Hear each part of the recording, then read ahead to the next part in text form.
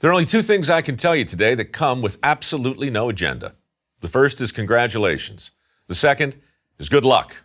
Everything else is what I like to call the dirty truth, which is just another way of saying it's my opinion. And in my opinion, you have all been given some terrible advice. And that advice is this: follow your passion.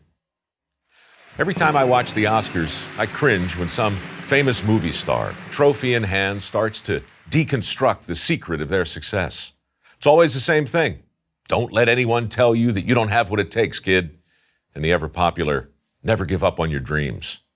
Look, I understand the importance of persistence and the value of encouragement, but who tells a stranger to never give up on their dreams without even knowing what it is they're dreaming? I mean, how can Lady Gaga possibly know where your passion will lead you? Have these people never seen American Idol? Year after year, thousands of aspiring American Idols show up with great expectations, only to learn that they don't possess the skills they thought they did. What's really amazing, though, is not their lack of talent.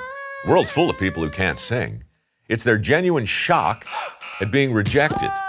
The incredible realization that their passion and their ability had nothing to do with each other.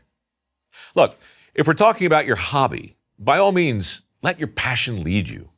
But when it comes to making a living, it's easy to forget the dirty truth. Just because you're passionate about something doesn't mean you won't suck at it.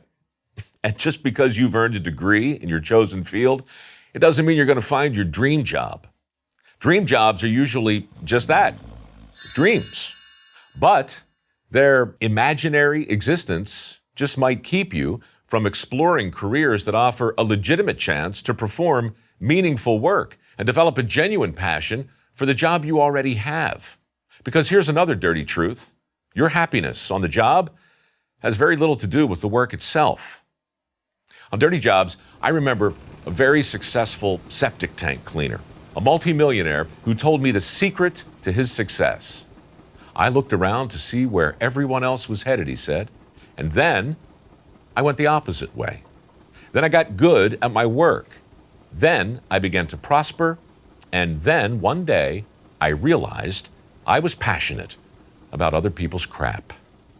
I've heard that same basic story from welders, plumbers, carpenters, electricians, HVAC professionals, hundreds of other skilled tradesmen who followed opportunity, not passion, and prospered as a result. Consider the reality of the current job market. Right now, millions of people with degrees and diplomas are out there competing for a relatively narrow set of opportunities that polite society calls good careers. Now, meanwhile, employers are struggling to fill nearly 5.8 million jobs that nobody's trained to do.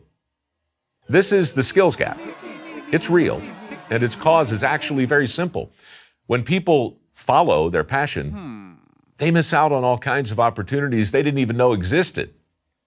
When I was 16, I wanted to follow in my grandfather's footsteps.